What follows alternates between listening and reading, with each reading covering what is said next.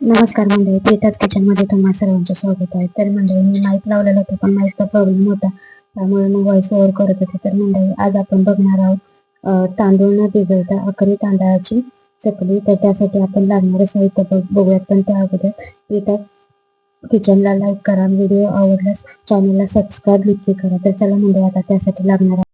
तर मंडळी, इथे मी 1 किलो तांदूळ घेतला होता आणि त्याच्यामध्ये 100 ग्रॅम शाबू ऍड केलेला आहे आणि ते घरगुती गिरणीवरून बारीक दळून आणलेलं आहे. त्याच्यानंतर आता बाकीचं लागणारं आपण साहित्य बघूया.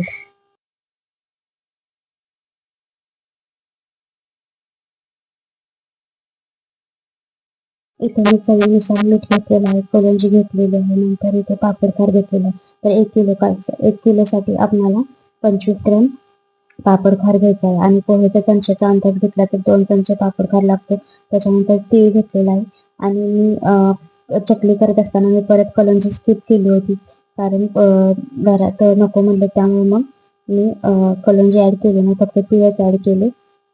तर आता आपण जेवढं तांदूळ घेतलेलं आहे त्याच्या 2.5 पट पाणी घ्यायचं आणि पाणी त्यातलं थोडंसं काढून घ्यायचं, जेणेकरून पातळ होऊ नये. लागलं तर आपण परत गरम पाणी ऍड करू शकतो, त्यामुळे पाणी आपण काढून घ्यायचं. तर इथे मी चुलीवर पाणी उकळण्यासाठी ठेवलं, तर पाणी उकळलेलं आहे, त्यातलं मी थोडंसं पाणी काढून घेतलं आणि लागेल तसं आपल्याला परत गरम पाणी त्याच्यामध्ये ऍड करायचं आहे.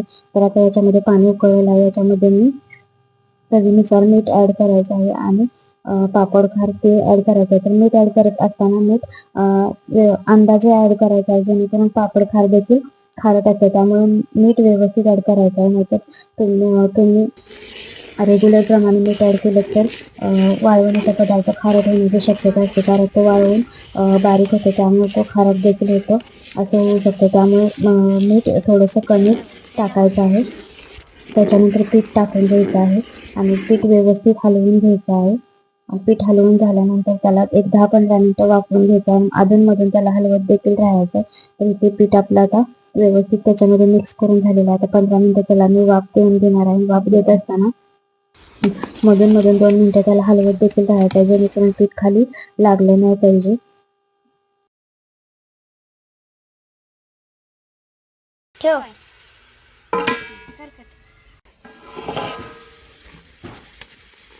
तर पीठ तयार झालं हे ओळखायचं कसं? तर इथं बघा, पीठ अजिबात हाताला लागत नाही. मी पाण्याचा हात घेऊन त्याच्यामध्ये हात घातला होता, तर पीठ अजिबात हाताला लागत नाही. तर समजायचं आपलं पीठ तयार झालेलं आहे आणि पिठाला एक शाईन देखील येते. तुम्हाला दिसत आहे पिठामध्ये फरक.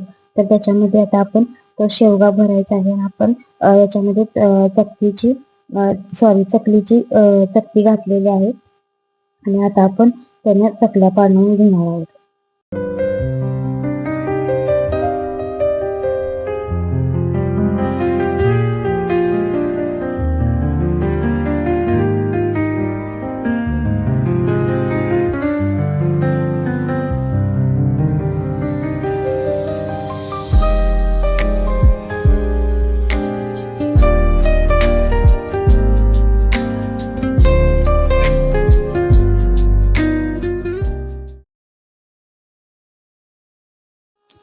चकली शेवगा मी बसवून घेतलेला आहे आणि चकली पाडत असताना त्याच्या एका चकलीमध्ये थोडंसं अंतर ठेवायचं. एकदम चिटकून त्याचे जे आपण चकली घालतो ती घालायची नाही, जेणेकरून तळल्यानंतर ती खुसखुशीत होणार नाही. त्यामुळे थोडंसं अंतर ठेवूनच चकली घालायची. तुम्हाला इथे दिसत असेल मी कशा प्रकारे चकली घातलेली आहे. अशा प्रकारे तुम्ही चकली घाला, तुमची एकदम चकली खुसखुशीत होते आणि एकदम छान लागते. याच्यामध्ये तुम्हाला थोडं तिखट जरी ऍड करायचं असेल तरी देखील तुम्ही करू शकता, पण आम्ही केलेलं नाही. अशा देखील छान लागतात. तर अशा पद्धतीने मंडळी तांदळाची चकली करून पहा आणि व्हिडिओ आवडल्यास व्हिडिओला लाईक करा आणि आपल्या चॅनलला सबस्क्राईब करा आणि अशाच नवीन नवीन रेसिपी पाहण्यासाठी प्रीताज किचनला कमेंट नक्की करा.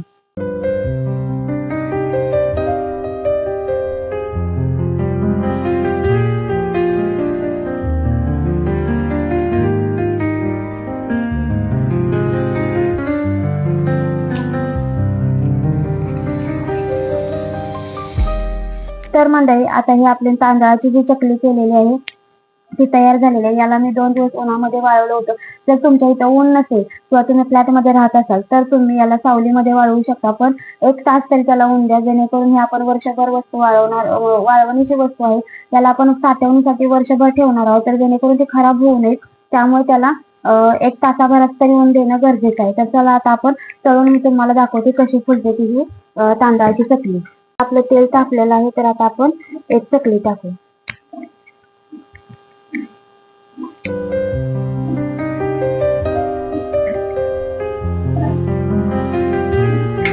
अजून थोडस जरा तेल तापून घेऊया. साईडची जळी मी काढून घेते. आता आपलं तेल तापलेलं आहे. ते बघा तुम्हाला दिसत आहे एकदम झटपट अशी फुलत आहे.